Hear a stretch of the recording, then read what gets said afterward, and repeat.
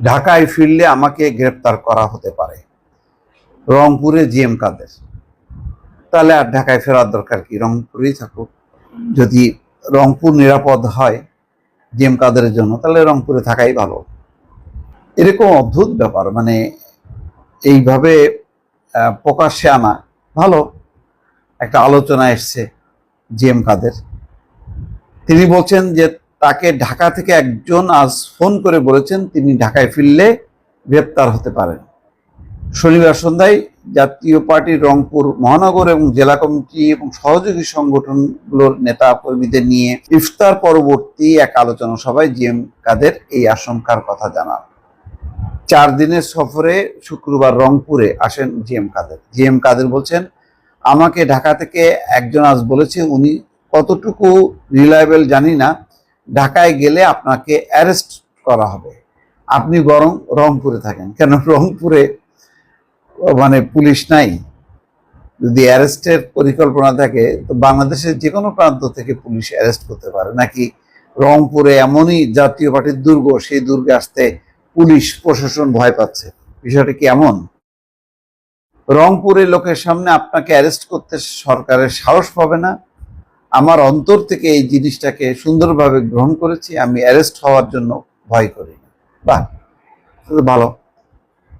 এরকম বীরত্ব আওয়ামী লীগ আমলে দেখাইলে তাহলে তো কয়েকটা নির্বাচন নিশ্চয়ই বর্জন করতে পারতো এবং জাতীয় পার্টির ভাবমূর্তি অন্যরকম হতো।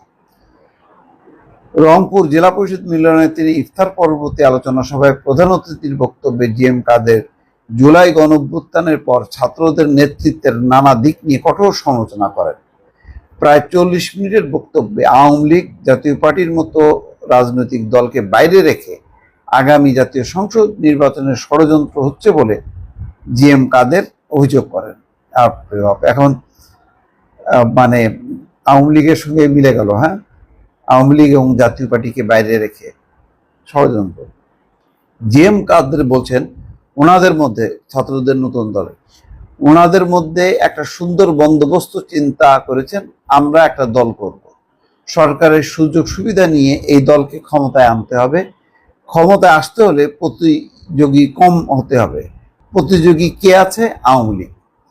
সে তো গর্তে ঢুকে গেছে, গর্ত থেকে যেন বেরোতে না পারে। সেকেন্ড প্রতিযোগী জাতীয় পার্টিকে তো কোনো দিক দিয়ে পেঁচানো যাচ্ছে না।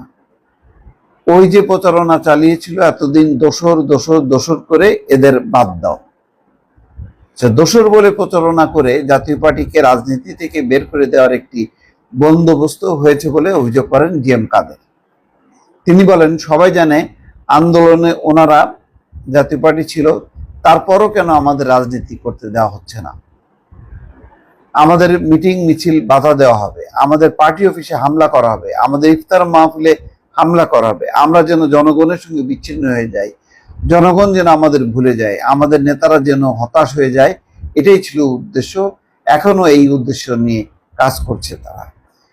কিন্তু ওই যে পদ বাণিজ্য এবং মনোনয়ন বাণিজ্য, এটা নিয়ে তো অনুসন্ধান করছে এবং তাদের কাছে, দুদকের কাছে কিছু তথ্য প্রমাণ আছে। এটা নিয়ে যদি তারা অগ্রসর হয় তখন কি হবে, এটার জবাব কি হবে? এবং সেটা যদি কনফিডেন্ট থাকে যে এই অভিযোগটা ফেস করতে পারবে, তাহলে ভালো, তাহলে আর ভয় কিসের? দর্শক ভালো থাকবেন, আল্লাহ হাফেজ।